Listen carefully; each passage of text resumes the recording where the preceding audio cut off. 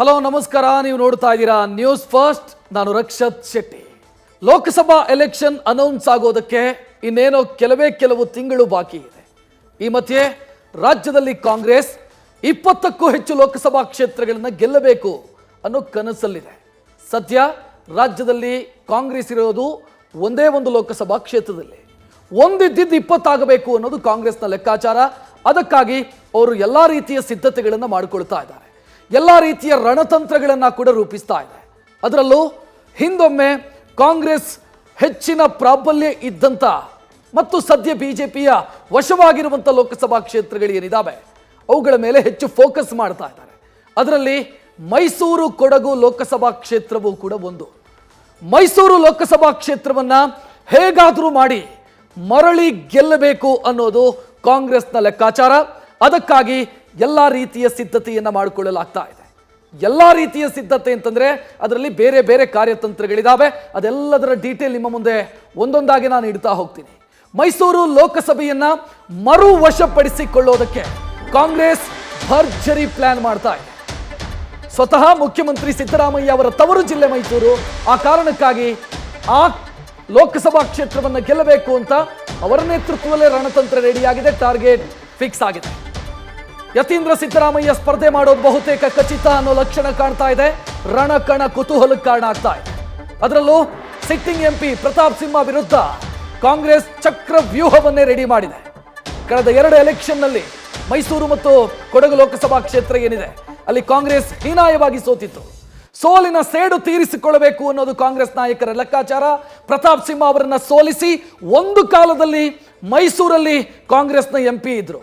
ಅದನ್ನ ಮರುಸ್ಥಾಪಿಸಬೇಕು, ಮರಳಿ ಗೆಲ್ಲಬೇಕು ಅನ್ನೋ ಲೆಕ್ಕಾಚಾರವನ್ನ ಕಾಂಗ್ರೆಸ್ನ ನಾಯಕರು ಮಾಡಿಕೊಂಡಿದ್ದಾರೆ. ಒಂದಿಷ್ಟು ರಣತಂತ್ರ, ಗೇಮ್ ಪ್ಲಾನು, ಚೆಕ್ ಮೇಟು ಇದೆಲ್ಲವೂ ಕೂಡ ಪ್ರತಾಪ್ ಸಿಂಹ ಅವರ ವಿರುದ್ಧ ರೆಡಿಯಾಗಿದೆ.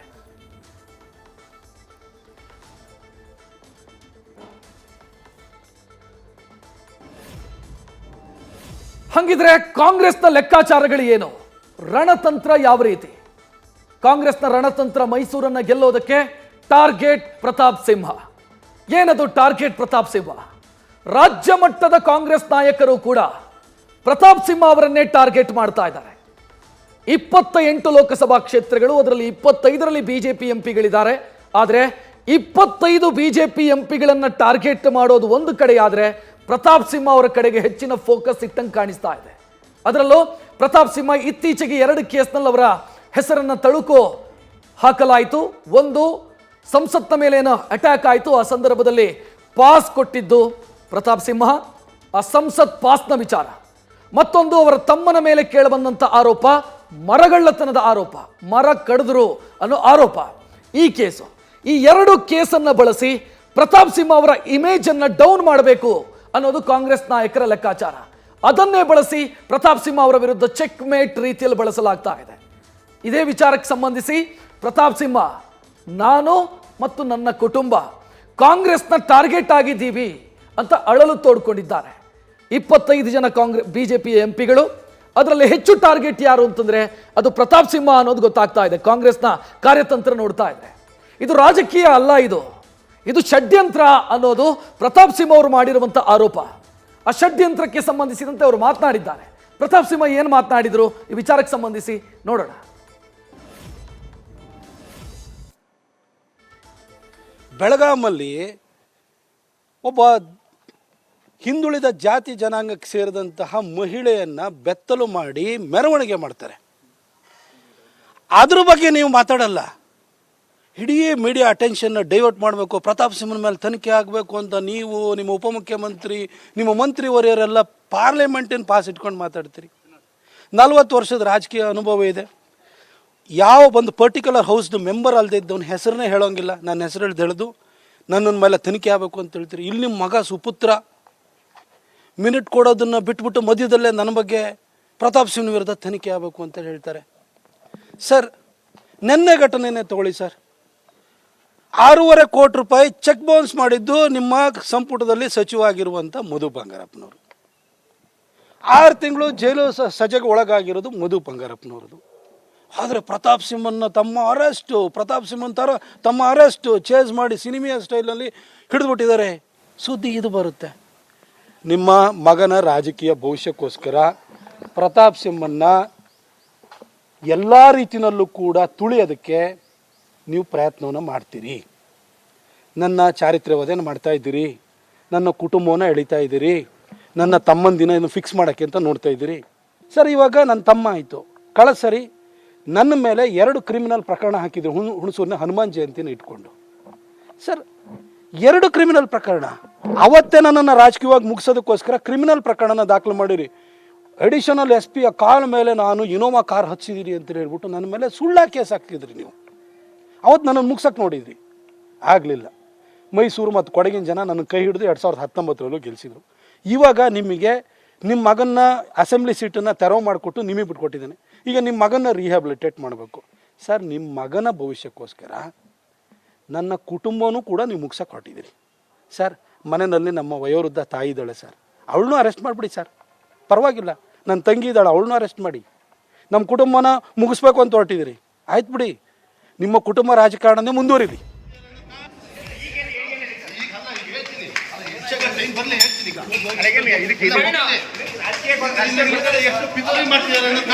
ಬಹಿರಂಗವಾಗಿ ಹೇಳ್ತೀನಿ, ಕೈವಾಡ ಇದೆ ಏನು, ಯಾವ ನಿಷ್ಠಾವಂತ ಅಧಿಕಾರಿ ಅಂತ ಯಾರನ್ನ ಹೇಳ್ತಿದ್ರೆ ಅವ್ರ ನಿಷ್ಠೆ ಯಾರಿಗೆ ಅನ್ನೋದನ್ನು ಹೇಳ್ತೀನಿ. ನನ್ನನ್ನ ವ್ಯವಸ್ಥಿತವಾಗಿ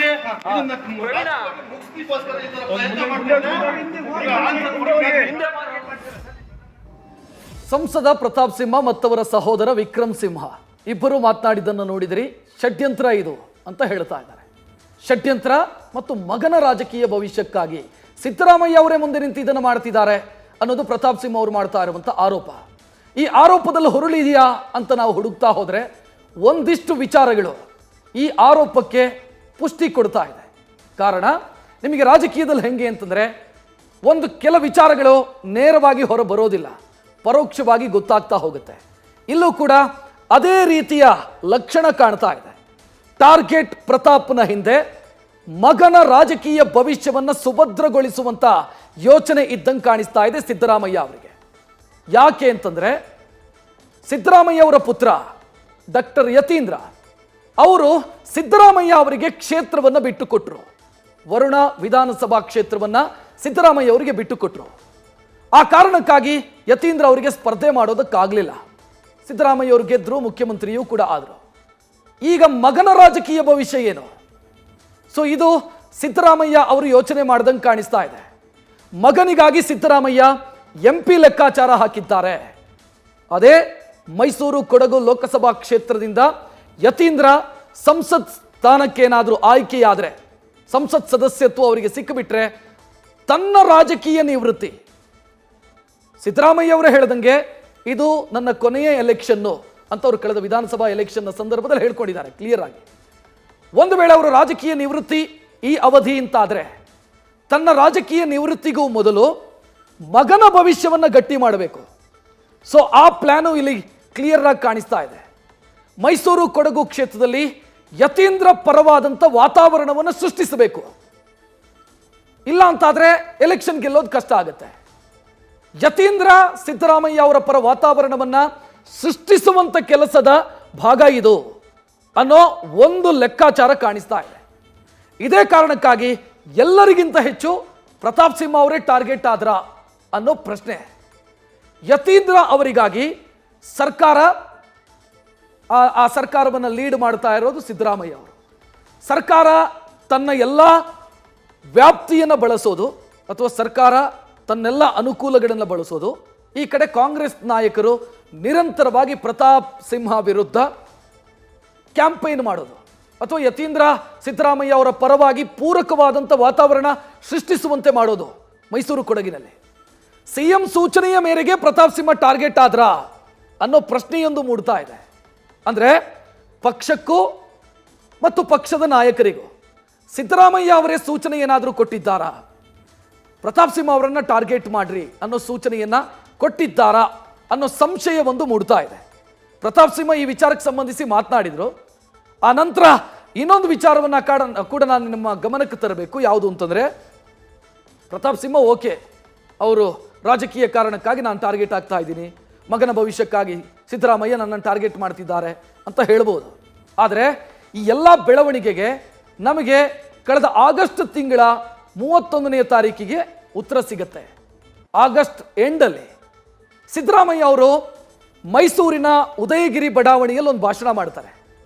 ಆ ಭಾಷಣದಲ್ಲಿ ಅವರು ಕ್ಲಿಯರ್ ಆಗಿ ಹೇಳ್ತಾರೆ, ಪ್ರತಾಪ್ ಸಿಂಹ ಅವರನ್ನು ಸೋಲಿಸಬೇಕು ಅಂತ ಕ್ಲಿಯರ್ ಆಗಿ ಆ ಭಾಷಣದಲ್ಲಿ ಹೇಳ್ತಾರೆ. ಸೊ ಆವತ್ತೇ ಈ ಸೂಚನೆ ಅಥವಾ ಆವತ್ತೇ ಈ ರಣತಂತ್ರ ರೆಡಿ ಆಗಿದೆ. ಈಗ ಎಲೆಕ್ಷನ್ ಹತ್ರ ಬರ್ತಾ ಇದ್ದಂತೆ ಪ್ರತಾಪ್ ಸಿಂಹ ಅವರು ಹೆಚ್ಚು ಟಾರ್ಗೆಟ್ ಆಗ್ತಿದ್ದಾರೆ ಅಂತ ಗೊತ್ತಾಗುತ್ತೆ. ಪ್ರತಾಪ್ ಸಿಂಹ ಈ ವಿಚಾರಕ್ಕೆ ಸಂಬಂಧಿಸಿದಂತೆ ಮಾತನಾಡಿದ್ದು ಮತ್ತು ಸಿದ್ದರಾಮಯ್ಯ ಅವತ್ತು ಉದಯಗಿರಿ ಬಡಾವಣೆಯಲ್ಲಿ ಮಾಡಿದಂಥ ಭಾಷಣ ಎರಡನ್ನ ಕೂಡ ನೋಡ್ಬಿಡೋಣ. ನಾನು ಮಾನ್ಯ ಸಿದ್ದರಾಮಯ್ಯ ಸಾಹೇಬರಿಗೆ ಸಾಷ್ಟಾಂಗ ನಮಸ್ಕಾರ ಮಾಡ್ತೀನಿ. ಅವ್ರ ಬಗ್ಗೆ ನನಗೆ ಭಾಳ ಹೆಮ್ಮೆ ಅನಿಸ್ಬಿಟ್ಟಿದೆ, ನನಗೆ ಭಾಳ ಮೆಚ್ಚುಗೆ ಅನಿಸಿದೆ. ಅವ್ರನ್ನ ಶ್ಲಾಘನೆ ಮಾಡಬೇಕು ಅಂತ ಅನಿಸ್ತಾ ಇದೆ. ಎರಡು ಕಾರಣಕ್ಕೋಸ್ಕರವಾಗಿ. ತನ್ನ ಮಗನ ರಾಜಕೀಯ ಭವಿಷ್ಯಕ್ಕೋಸ್ಕರ ತನ್ನ ಮಗನನ್ನು ಮೈಸೂರಿನಲ್ಲಿ ಲೋಕಸಭಾ ಕ್ಷೇತ್ರಕ್ಕೆ ಚುನಾವಣೆಗೆ ನಿಲ್ಲಿಸಿ ಗೆಲ್ಲಿಸೋದಕ್ಕೋಸ್ಕರ ಎಷ್ಟೆಲ್ಲ ಶ್ರಮ ಪಡ್ತಾರೆ, ಯಾರನ್ನು ಬೇಕಾದ್ರೂ ತುಳಿಯೋದಕ್ಕೆ ಹಣಿಲಿಕ್ಕೆ ಪ್ರಯತ್ನ ಮಾಡ್ತಾರೆ. ಇದನ್ನು ಸಿದ್ದರಾಮಯ್ಯನವರಿಂದ ನಿಜವಾಗ್ಲೂ ಕಲಿಬೇಕು.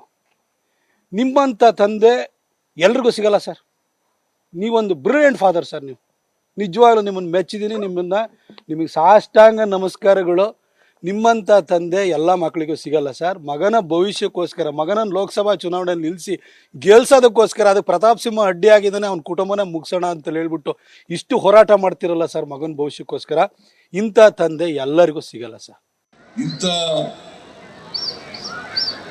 ಸಮಾಜದಲ್ಲಿ ಸಾಮರಸ್ಯವನ್ನು ಹಾಳು ಮಾಡತಕ್ಕಂಥ, ಒಂದು ಧರ್ಮದವ್ರನ್ನ ಇನ್ನೊಂದು ಧರ್ಮದವ್ರ ಮೇಲೆ ಎತ್ತು ಕಡ್ತಕ್ಕಂಥ ಪಕ್ಷ ಅಧಿಕಾರಕ್ಕೆ ಬರಬೇಕಾ?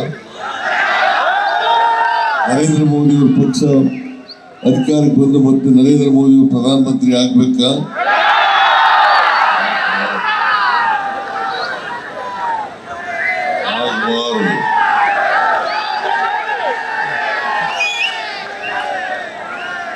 ಈ ಸಾರಿ ಮೈಸೂರು ಕ್ಷೇತ್ರದಲ್ಲಿ ಎಂತದ್ದು ಪ್ರತಾಪ್ ಸಿಂಹ ಅಂತ ಹೋಗಿದ್ದಾರೆ.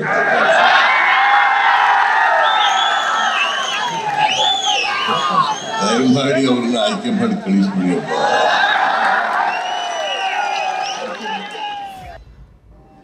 ಸೊ ಕ್ಲಿಯರ್ ಮೆಸೇಜ್ ಅನ್ನ ನಿಮಗೆ ಆಗಸ್ಟ್ ತಿಂಗಳಲ್ಲೇ ಸಿದ್ದರಾಮಯ್ಯ ಅವರು ಕೊಟ್ಟಿದ್ರು. ಪ್ರತಾಪ್ ಸಿಂಹ ಅವರನ್ನು ಸೋಲಿಸಬೇಕು ಅನ್ನೋ ಕ್ಲಿಯರ್ ಮೆಸೇಜು ಅವತ್ತೇ ಪಾಸ್ ಆಗಿತ್ತು. ಕಾಂಗ್ರೆಸ್ನ ನಾಯಕರಿಗೆ, ಕಾಂಗ್ರೆಸ್ನ ಲೋಕಲ್ ಕಾರ್ಯಕರ್ತರಿಗೆ ಆ ಮೆಸೇಜ್ ಪಾಸ್ ಆಗಿತ್ತು. ಮತ್ತು ಮಗನನ್ನ ಕಣಕ್ಕಿಳಿಸುವಂಥ ಯೋಚನೆ ಆ ಸಂದರ್ಭದಲ್ಲೇ ಸಿದ್ದರಾಮಯ್ಯ ಅವರಿಗೆ ಇದ್ದಂಗೆ ಕಾಣಿಸ್ತಾ ಇದೆ. ಈಗಲೂ ಕೂಡ ಯತೀಂದ್ರ ಸಿದ್ದರಾಮಯ್ಯ ಅವರೇ ಮೈಸೂರಿನಿಂದ ಸ್ಪರ್ಧೆ ಮಾಡ್ತಾರೆ ಅನ್ನೋದು ಒಂದು 90% ಕ್ಲಿಯರ್ ಅಂತ ಕಾಂಗ್ರೆಸ್ನ ಮೂಲಗಳು ಹೇಳ್ತಾ ಇದ್ದಾವೆ.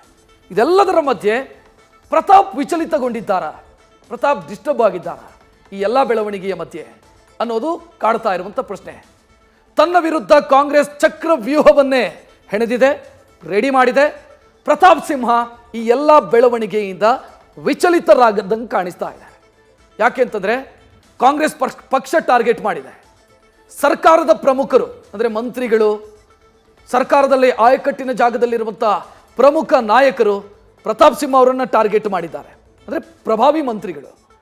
ಈ ಕಡೆ ಪ್ರತಾಪ್ ಸಿಂಹ ಒಬ್ಬಂಟಿಯಾದಂಗೆ ಕಾಣಿಸ್ತಾ ಇದೆ. ಪ್ರತಾಪ್ ಸಿಂಹ ಅವರಿಗೆ ಬಿಜೆಪಿಯಲ್ಲಿ ಸಿಗಬೇಕಾದಂಥ ಬೆಂಬಲ ಸಿಗ್ತಿಲ್ಲ ಅನ್ನೋದು ಕ್ಲಿಯರ್. ಕೈ ಟಾರ್ಗೆಟ್ ಮಾಡಿದರೂ ಕೂಡ ಬಿಜೆಪಿ ನಾಯಕರು ಅವರಿಗೆ ಮಾರಲ್ ಸಪೋರ್ಟ್ ಕೊಡೋದಿರಬಹುದು ಅಥವಾ ಪ್ರತಾಪ್ ಸಿಂಹ ಅವರ ಪರವಾಗಿ ಬ್ಯಾಟಿಂಗ್ ಮಾಡೋದಿರಬಹುದು. ಇದು ಮಾಡ್ತಾ ಇಲ್ಲ ಯಾರೂ ಕೂಡ, ನೀವು ಗಮನಿಸಿದ್ದೀರಿ ಅಂತ ನಾನು ಭಾವಿಸ್ತೀನಿ. CT ರವಿ ಒಬ್ಬರನ್ನ ಬಿಟ್ಟರೆ ಮತ್ತು ಯಾರೂ ಕೂಡ ಪ್ರತಾಪ್ ಬೆಂಬಲಕ್ಕೆ ನಿಂತಂಗೆ ಕಾಣಿಸ್ತಾ ಇಲ್ಲ. ಅಂದರೆ ಪ್ರತಾಪ್ ಮಾಡಿರೋದು ತಪ್ಪಲ್ಲ ಅಥವಾ ಪ್ರತಾಪ್ ಬೆಂಬಲಕ್ಕೆ ನಿಲ್ಲುವಂಥ ಕೆಲಸ ಇದಾಗ್ತಿಲ್ಲ. ಬಿಜೆಪಿಯಲ್ಲೇ ಪ್ರತಾಪ್ ಸಿಂಹ ಅವರಿಗೆ ಬೆಂಬಲ ಸಿಗ್ತಿಲ್ವಾ ಅನ್ನೋ ಅನುಮಾನವೊಂದು ಕಾಡ್ತಾ ಇದೆ. ಇನ್ನೊಂದು ಕಡೆ ಈ ಮೈಸೂರು ಕೊಡಗು ಲೋಕಸಭಾ ಕ್ಷೇತ್ರ ಇದೆಯಲ್ಲ, ಇದರ ರಾಜಕೀಯ ಚಿತ್ರಣ ಕಳೆದ ವಿಧಾನಸಭಾ ಎಲೆಕ್ಷನ್ನ ನಂತರ ಬದಲಾಗಿದೆ. ಹೇಗೆ ಅಂತಂದರೆ, ಒಂದು ಲೋಕಸಭಾ ಕ್ಷೇತ್ರದ ವ್ಯಾಪ್ತಿಯ ಒಳಗೆ 8 ವಿಧಾನಸಭಾ ಕ್ಷೇತ್ರಗಳು ಬರುತ್ತೆ.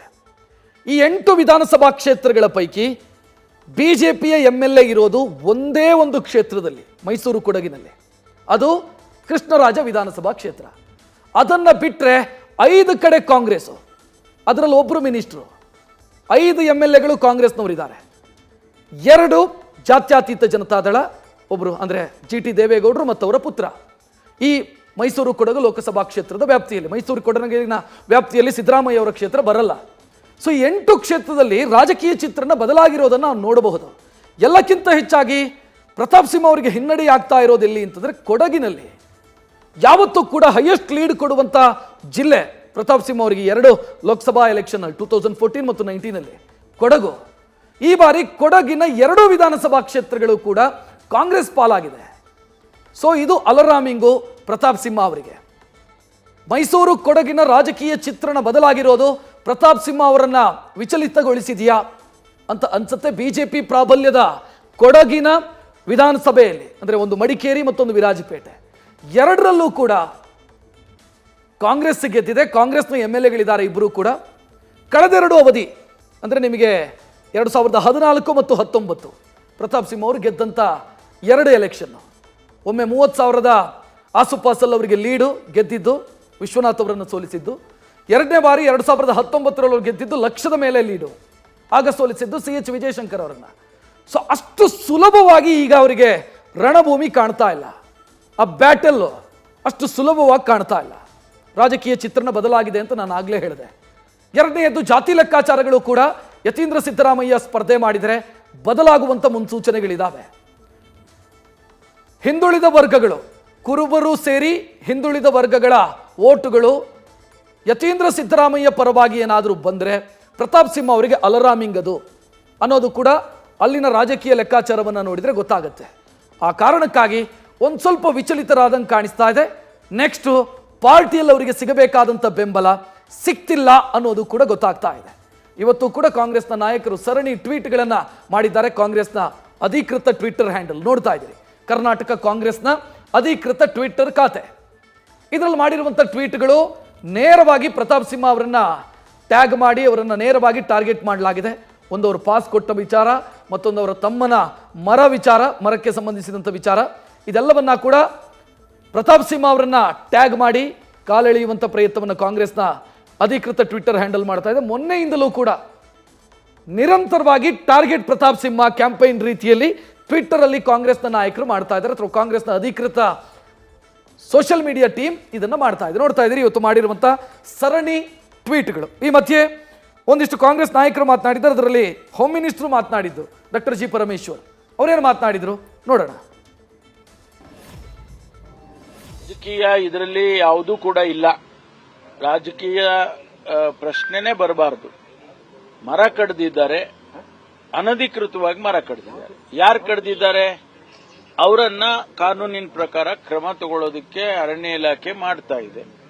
ಆದ್ರಿಂದ ಪ್ರತಾಪ ಸಿಂಹ ಅವರ ತಮ್ಮ ಆಗಿರ್ಬೋದು, ಇನ್ನೊಬ್ಬರ ತಮ್ಮ ಆಗಿರ್ಬೋದು, ಅಣ್ಣ ಆಗಿರ್ಬೋದು, ಅದು ಅಪ್ರಸ್ತುತ. ಆದ್ರೆ ಮರ ಕಡ್ದಿರೋದು ನಿಜ ಅಲ್ಲ, ಅದಕ್ಕೆ ಅವರು ಕ್ರಮ ತಗೊಂಡಿದ್ದಾರೆ ಅರಣ್ಯ ಇಲಾಖೆ. ಅದನ್ನ ಇಷ್ಟೊಂದು ದೊಡ್ಡ ಪ್ರಮಾಣಕ್ಕೆ ಮುಖ್ಯಮಂತ್ರಿಗಳು ಮಾಡಿಸಿದ್ದಾರೆ, ಇನ್ಯಾರೋ ಮಾಡಿಸಿದ್ದಾರೆ ಅನ್ನೋ ಅಂತದ್ದು ಆಗಬಾರದು. ಪ್ರತಾಪ್ ಸಿಂಹ ಅವರು ಒಬ್ಬ ಸಂಸದರಿದ್ದಾರೆ, ಅವರ ತಮ್ಮ ಅನ್ನೋ ಕಾರಣಕ್ಕಾಗಿ ಇಷ್ಟೆಲ್ಲ ರಾಜಕೀಯದ ಮಾತುಗಳು ಬರ್ತಾ ಇದೆ. ಅದು ಬರಬಾರದು. ಯಾರೇ ಆಗಿರ್ಲಿ, ಕಾನೂನು, ಈ ನೆಲದ ಕಾನೂನು ಅದು ಕ್ರಮ ಮಾಡುತ್ತೆ. ಈಗ ಅಧಿಕಾರಿಗಳು ಕೂಡ ಕಾನೂನು ಪ್ರಕಾರ ಮಾಡಿಲ್ಲ, ಯಾಕಂದ್ರೆ FIR ಎಲ್ಲ ಅವ್ರ ಹೆಸರು ಮೊದಲು ಹಾಕಿರ್ಲಿಲ್ಲ, ಆಮೇಲೆ ಒತ್ತಡ ಬಂದ್ಮೇಲೆ ಹೋಗಿ ಅರೆಸ್ಟ್ ಮಾಡಿದ್ದಾರೆ ಅಂತ. ಒತ್ತಡ ಅಂತಲ್ಲ, ಇನ್ವೆಸ್ಟಿಗೇಷನ್ ಮಾಡುವಾಗ ಯಾರೋ ಅವ್ರ ಹೆಸರು ಹೇಳಿರ್ತಾರೆ.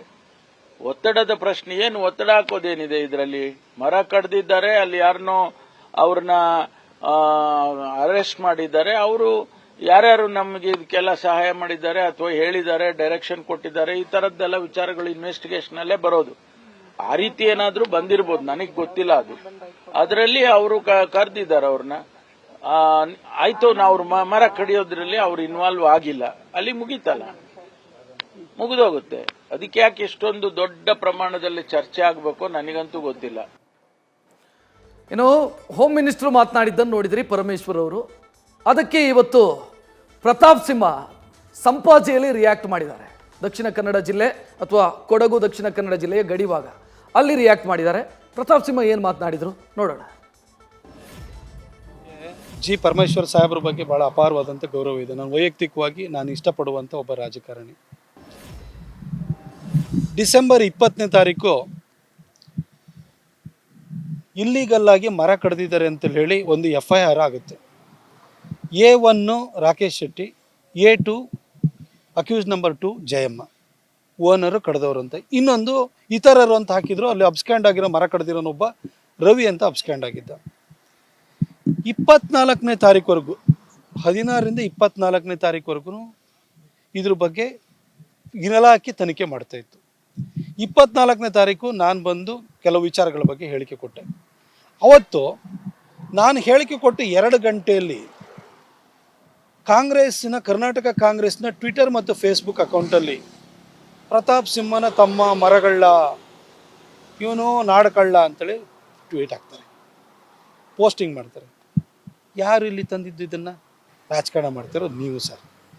ನಿಮ್ಮ ಹತ್ರ ಅಡ್ಮಿನಿಸ್ಟ್ರೇಷನ್ ಇದೆ, ಪೊಲೀಸ್ ಇಲಾಖೆ ಇದೆ, ಫಾರೆಸ್ಟ್ ಡಿಪಾರ್ಟ್ಮೆಂಟ್ ಕೇಳಿದೆ. ಯಾರು ಮರ ಕಡ್ದಿದ್ದಾರೆ ಅದನ್ನ ಹೇಳಿ ಸರ್. ನಿಮ್ಮ ಸೋಷಿಯಲ್ ಮೀಡಿಯಾದಲ್ಲಿ ನೆನ್ನೆನೂ ಕೂಡ ಮತ್ತೆ ನನ್ನ ಬಗ್ಗೆ ವಿನಾಕಾರಣವಾಗಿ ಆರೋಪ ಮಾಡ್ತಾರೆ. ಮರ ಕಡ್ದಿದ್ದಾರೆ 126 ಮರ ಕಡ್ದಿರೋರು ಯಾರು ಅಂತ ಹೋಗಿ ಹುಡುಕಿ ಸರ್, ಪರವಾಗಿಲ್ಲ. ನಿಮ್ದೆಲ್ಲ ಫೋರ್ಸ್ನಲ್ಲಿ ಬಿಟ್ಬಿಡಿ. ಇದ್ರ ಬಗ್ಗೆ ನೀವು ಮಾತಾಡಿದ್ದು, ರಾಜಕಾರಣ ಮಾಡಿದ್ದು, ನನ್ನನ್ನು ಹೇಳ್ತರ್ತಿರೋರು ನೀವು. ಆಯ್ತು, ನನ್ನ ತಮ್ಮಗೂ ಇದಕ್ಕೆ ಸಂಬಂಧನೇ ಇಲ್ಲದೆ ಇದ್ದಿದ್ದು ವಿಚಾರಕ್ಕೆ ನಾವು ಯಾಕೆ ಹೇಳ್ತರ್ತಿದ್ದೀರಿ? ರಾಜಕಾರಣ ಮಾಡ್ತಿರೋರು ಯಾರು? ಇಲ್ಲಿ ಪ್ರತಾಪ್ ಸಿಂಹ ಅವರು ಹೇಳೋ ರೀತಿಯಲ್ಲಿ ಅವರನ್ನು ರಾಜಕೀಯ ಕಾರಣಕ್ಕಾಗಿ ಟಾರ್ಗೆಟ್ ಮಾಡಲಾಗ್ತಾ ಇದೆಯಾ ಇಲ್ವೋ ಗೊತ್ತಿಲ್ಲ. ಆದರೆ ಪ್ರತಾಪ್ ಸಿಂಹ ವರ್ಸಸ್ ಡಾಕ್ಟರ್ ಯತೀಂದ್ರ ಅನ್ನೋ ಪರಿಸ್ಥಿತಿ ಏನಾದರೂ ಬಂದರೆ ನೆಕ್ಸ್ಟು ಆ ರೀತಿ ಇಬ್ಬರ ಮಧ್ಯೆ ಸ್ಪರ್ಧೆ ಅನ್ನೋದು ಖಚಿತ. ಆದರೆ ಒಂದು ವೇಳೆ ಈಗಿನ ಲೆಕ್ಕಾಚಾರದ ಪ್ರಕಾರ ಸಿದ್ದರಾಮಯ್ಯ ಅವರ ಪುತ್ರ ಡಾಕ್ಟರ್ ಯತೀಂದ್ರ ಮತ್ತು ಪ್ರತಾಪ್ ಸಿಂಹ ಎದುರು ಬದುರಾದರೆ ಅಥವಾ ಪರಸ್ಪರ ಪ್ರತಿಸ್ಪರ್ಧಿಗಳಾಗಿ ಮೈಸೂರು ಕ್ಷೇತ್ರದಲ್ಲಿ ಕಣಕ್ಕಿಳಿದರೆ ಆಗ ಏನಾಗಬಹುದು ಅನ್ನೋ ಲೆಕ್ಕಾಚಾರದ ಬಗ್ಗೆಯೂ ಕೂಡ ನಾನು ನಿಮ್ಮ ಮುಂದೆ ಆ ಡೀಟೇಲನ್ನು ಹೇಳ್ತಾ ಹೋಗ್ತೀನಿ. ಮೊದಲನೇದಾಗಿ ಮೈಸೂರು ಕೊಡಗು ಲೋಕಸಭಾ ಕ್ಷೇತ್ರ, ಆ ರೀತಿಯ ಬ್ಯಾಟಲ್ ಏನಾದರೂ ಆದರೆ, ಆ ರೀತಿಯ ಪ್ರತಿಸ್ಪರ್ಧೆ ಏನಾದರೂ ಆದರೆ ಬಹಳ ಜಿದ್ದಿನ ಪೈಪೋಟಿಯನ್ನು ನೋಡೋದು ಖಚಿತ ಅನ್ನೋದು ಗೊತ್ತಾಗ್ತಿದೆ. ಅದಕ್ಕೆ ಕಾರಣಗಳಿದ್ದಾವೆ. ಯತೀಂದ್ರ ಕಣಕ್ಕಿಳಿದ್ರೆ ಪ್ರತಾಪ್ ಸಿಂಹ ಅವರಿಗೆ ಪ್ರಬಲ ಎದುರಾಳಿ ಆಗ್ತಾರೆ ಡಾಕ್ಟರ್ ಯತೀಂದ್ರ. ಅದಕ್ಕೆ ಕಾರಣಗಳಿದ್ದಾವೆ. ಒಂದು, ನಾನು ಆಗಲೇ ಹೇಳಿದೆ, ಕಾಂಗ್ರೆಸ್ನ ಬಲ ಮೈಸೂರಲ್ಲಿ ವೃದ್ಧಿಸಿಕೊಂಡಿದೆ. ಮೈಸೂರು ಲೋಕಸಭಾ ಕ್ಷೇತ್ರದ ವ್ಯಾಪ್ತಿಯೊಳಗೆ ಕಾಂಗ್ರೆಸ್ನ ಬಲ ವೃದ್ಧಿಯಾಗಿದೆ. ಎರಡನೆಯದ್ದು, CM ಅವರ ಪುತ್ರ ಯತೀಂದ್ರ. ಆ ಕಾರಣಕ್ಕಾಗಿ ಯತೀಂದ್ರ ಅವರಿಗೆ ಅದೊಂದು ಅಡ್ವಾಂಟೇಜ್ ಇದೆ. 5 ಜನ MLAಗಳು ಆ ಕ್ಷೇತ್ರದಲ್ಲಿ ಇರುವಂಥ, ಮತ್ತು ಅದೇ ಮೈಸೂರು ಲೋಕಸಭಾ ಕ್ಷೇತ್ರದ ವ್ಯಾಪ್ತಿಯೊಳಗೆ ಬರದಿದ್ರೂ ಕೂಡ ವರುಣಾ ಕ್ಷೇತ್ರದ ಶಾಸಕರೂ ಆಗಿರುವಂಥ ಸಿದ್ದರಾಮಯ್ಯ ಮತ್ತವರ ಅಧಿಕಾರ ಯತೀಂದ್ರ ಅವರಿಗೆ ಒಂದು ದೊಡ್ಡ ಮಟ್ಟದ ಶಕ್ತಿಯನ್ನು ಕೊಡೋದ್ರಲ್ಲಿ ಯಾವುದೇ ದೂಸರಾ ಮಾತಿಲ್ಲ. 2014 ಪ್ರತಾಪ್ ಸಿಂಹ ಅವ್ರು ಗೆದ್ದಿದ್ದು 31,000 ಓಟು ಚಿಲ್ಲರೆ ಓಟಲ್ಲಿ ಗೆದ್ದರು. 19ರಲ್ಲಿ ಅವ್ರು ಗೆದ್ದಿದ್ದು 1,31,000 ಲೀಡಲ್ಲಿ. ಸೊ ಈ ಎರಡು ಎಲೆಕ್ಷನ್ನಲ್ಲಿ ಅವರಿಗಿದ್ದಂಥ ಅಡ್ವಾಂಟೇಜು ಯತೀಂದ್ರ ಅವರು ಸ್ಪರ್ಧೆ ಮಾಡಿದರೆ ಒಂದು ಸ್ವಲ್ಪ ಕಷ್ಟ, ಟಫ್ ಆಗಬಹುದು. ಡಾಕ್ಟರ್ ಯತೀಂದ್ರ ಕಣಕ್ಕಿಳಿದ್ರೆ ಅದು ಯತೀಂದ್ರ ವರ್ಸಸ್ ಪ್ರತಾಪ್ ಸಿಂಹ ಆಗ್ಲಿಕ್ಕಿಲ್ಲ, ಬದಲಾಗಿ ಪ್ರತಾಪ್ ಸಿಂಹ ವರ್ಸಸ್ ಸಿದ್ದರಾಮಯ್ಯ ಅನ್ನೋ ರೀತಿಯಲ್ಲಿ ಆಗತ್ತೆ ಎಲೆಕ್ಷನ್ನು. ಯತೀಂದ್ರ ನೆಪ ಮಾತ್ರ, ಸಿದ್ದರಾಮಯ್ಯ ವರ್ಸಸ್ ಪ್ರತಾಪ್ ಸಿಂಹ ಅನ್ನೋ ವಾತಾವರಣ ಸೃಷ್ಟಿಯಾಗುವಂಥ ಸಾಧ್ಯತೆ ಇದೆ. ಇತ್ತ ಮೋದಿ ಅಲೆ ಮತ್ತು JDSನ ಬೆಂಬಲ ಪ್ರತಾಪ್ ಸಿಂಹ ಅವರಿಗೆ ಶಕ್ತಿಯನ್ನು ಕೊಟ್ಟೇ ಕೊಡುತ್ತೆ.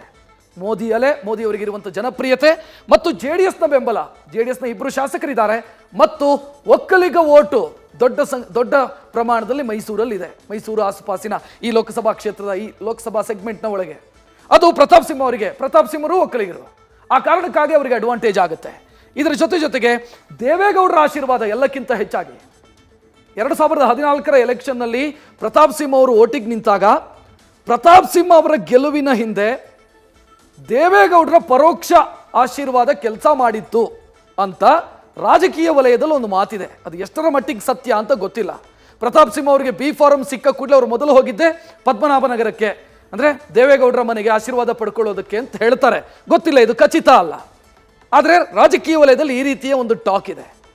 ದೇವೇಗೌಡರ ಆಶೀರ್ವಾದ ಪ್ರತಾಪ್ ಸಿಂಹ ಅವರಿಗೆ ಯಾವತ್ತಿದ್ರೂ ಕೂಡ ಅದು ಬಹುದೊಡ್ಡ ಶಕ್ತಿ. ಅದು ಮೈಸೂರು ಲೋಕಸಭಾ ಕ್ಷೇತ್ರದ ವ್ಯಾಪ್ತಿಯೊಳಗೆ, ಆ ಕಾರಣಕ್ಕಾಗಿ ಪ್ರತಾಪ್ ಸಿಂಹ ಅವರಿಗೆ ಅದೊಂದು ಶಕ್ತಿ. ಕೊಡಗಿನಲ್ಲಿ ಹಿನ್ನಡೆಯಾದರೂ ಕೂಡ, ಕೊಡಗಿನ 2ರಲ್ಲಿ BJP ಸೋತಿದೆ. ಆದರೆ ಒಂದು ಲೆಕ್ಕಾಚಾರ ರಾಜಕೀಯವಾಗಿ ಲೋಕಸಭೆಗೆ ಜನ ಒಂದು ರೀತಿ ಯೋಚನೆ ಮಾಡಿದರೆ ವಿಧಾನಸಭೆಗೆ ಮತ್ತೊಂದು ರೀತಿಯಲ್ಲಿ ಯೋಚನೆ ಮಾಡ್ತಾರೆ. ಕೊಡಗಿನ ಜನ ರಾಷ್ಟ್ರೀಯವಾದದ ವಿಚಾರಕ್ಕೆ ಬಂದರೆ BJPಯನ್ನು ಆಯ್ಕೆ ಮಾಡ್ತಾರೆ, ಲೋಕಲ್ ಎಲೆಕ್ಷನ್ ಅದು ಬೇರೆ ವಿಚಾರ ಅಂತ ಹೇಳ್ತಾರೆ. ಇದು ಅಡ್ವಾಂಟೇಜ್ ಆಗಬಹುದು ಪ್ರತಾಪ್ ಸಿಂಹ ಅವರಿಗೆ. ಆ ಕಾರಣಕ್ಕಾಗಿ ಜಿದ್ದಿನ ಪೈಪೋಟಿ ಮೈಸೂರು ಲೋಕಸಭಾ ಕ್ಷೇತ್ರದಲ್ಲಿ ಆಗೋದು ಬಹಳ ಖಚಿತವಾಗಿ ಕಾಣ್ತಾ ಇದೆ. ಇದೇ ಬ್ಯಾಟಲ್ಲು ಅಂತ ಆದರೆ ಇದು ಈವರೆಗಿನ ಪ್ರಮುಖ ಸುದ್ದಿ. ಕ್ಷಣ ಕ್ಷಣದ ಮಾಹಿತಿಗಾಗಿ ನೋಡ್ತಾ ಇರಿ ನ್ಯೂಸ್ ಫಸ್ಟ್, ನಿರ್ಭೀತಿಯಿಂದ ನಿಮ್ಮ ಪರವಾಗಿ.